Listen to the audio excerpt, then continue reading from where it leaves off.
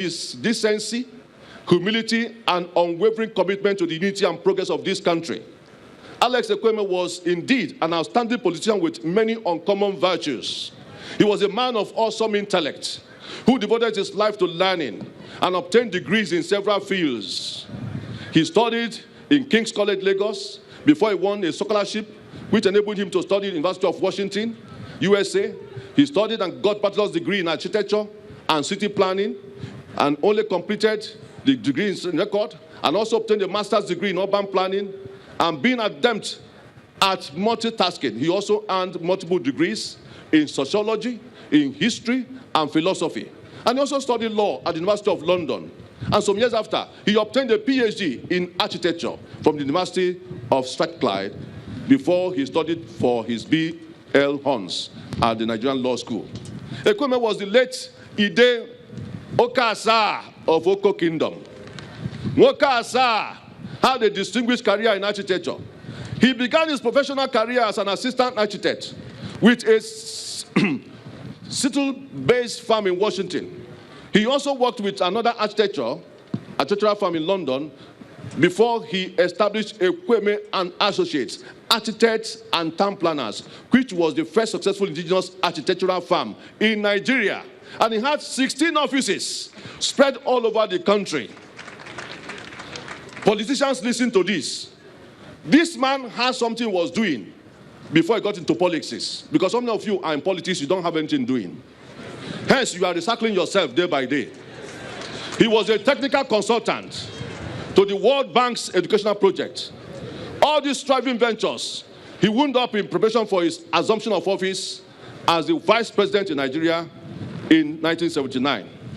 And Ekwueme, in 2002, in the presentation of his memoirs titled From State House to Kirikiri, he said he did not go into politics in order to rig for himself as easy life, but that he was setting out to use his position to be able to make sure that he ameliorates the powers of God, use the power of government to make difference in the government, particularly to help the poor.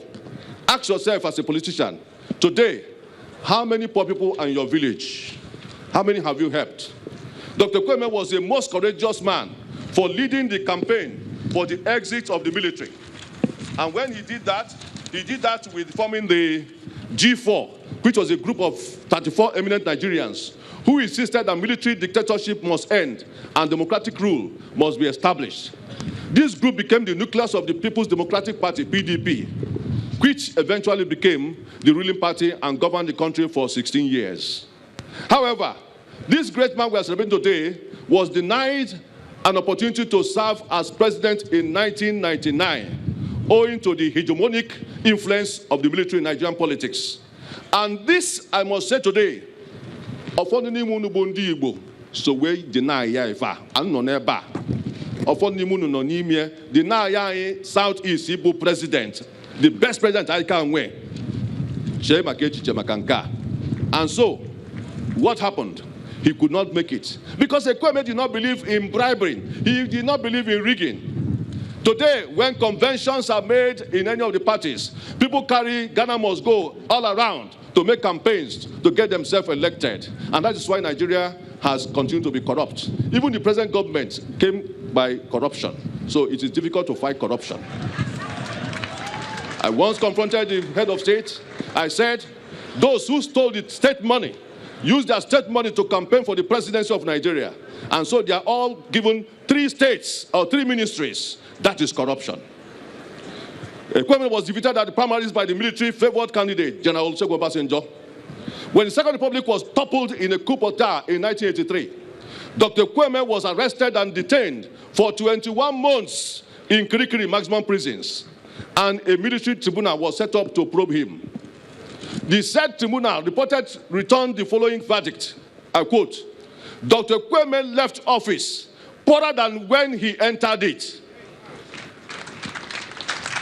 And to ask more from him is to set a standard which sense cannot meet, of which even contemporary Nigerian politicians can such eulogies be written? No. Many of you, we ask yourself as politicians today because this is one of the legacies you must learn from. he entered politics. He left it with poverty. Some of you had nothing. Even local government chairmen, I know some of them, who had nothing. Before they left, they had built 2 houses. And governors must begin to look at these chairmen, stand from them, who have embezzled money rather than doing some work in local government. Nobody governors and just President Buhari today has paid a tribute to Ekwueme. Unfortunately, 32 years ago, Buhari put Ekwueme into prisons. And 32 years after, Ekwueme is dying in Buhari's government. But thanks be to God that he paid tribute to Ekwueme's commitment to the improvement of the lives of the underprivileged and his service to the country and humanity. Former President Obasanjo noted with his exemplary lifestyle also and commitment to noble and illustrious elder statesman. And former President also, Ibrahim Babangida, also observed that Ekwueme's simplicity is a rare virtue, despite his intellectual depth. Nigeria needs people like him more than ever. Professor Jerry Gana, a member of the PDP Board of Trustees, then said, Dr. Ekwueme gave courageous leadership and paid an invaluable price for the restoration and deepening of democracy in Nigeria. His efforts as an experienced political leader and founder of the G4 contributed immensely to laying the foundation of modern democracy in Nigeria. The Ohaneze Ndi Igbo, thanks be to God for Nyamodo, who is vibrant, noted that Nigeria has lost in Dr. Alex Ekwueme, one of the foremost advocates of restructured federation. That restructuring must come. It must come. The association also said to him, and said of him, as a politician, he was courageous and original in his ideas. Yes, Ndi Igbo have lost a genius, a father, and an intellectual giant. If you look at Ekwueme's record, he was never a man of rough edges or solid habits. Dr. Ekwueme held himself to such high ethical standard that he was faithful to his word and commitments, whether that commitment was made to his social peer or subordinate. His signature traits included an infectious humility and instinctive clarity of expressions. Dr. Ekwueme will be remembered in the Church of God for all he did for us.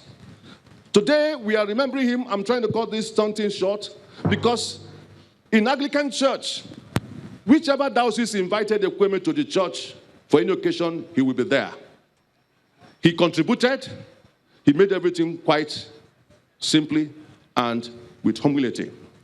The only Anglican university in the southeast and east of Nigeria today, Paul's University in Oka, wouldn't have been what it is today if Alex Ekwueme was not the board of trustee chairman.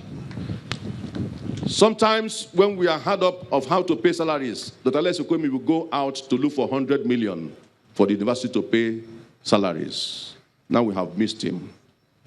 My brothers and sisters, as we continue to eulogize this man, which I cannot stop if I continue, we can see in this man that this man has tried and has done his best.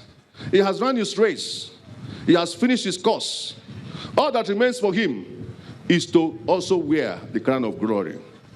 Let me say here that before Alex Ekwueme died, he confided in me many things. And that is why nobody should condemn anybody, because he knew his mistakes and he has asked God for forgiveness. And I believe that God, who is not interested in the death of a sinner, but that you should live and repent, has forgiven Alex Ekwueme. And so, whatever we are doing today in the church is part of that prerogative of mercy from God for him to have that eternal rest, because judgment belongs to God. But I want to say here that all men should know that there's a standard for the church. What we are doing here today, as I've been told by the head of the church, is not that we are encouraging anybody to go into whatever, but it's for you to know that it is not right, after you have done well to the church when you are alive, for us to abandon you when you are dead. To you politicians who are here, we want to beg you, as 2019 comes, Play politics without bitterness.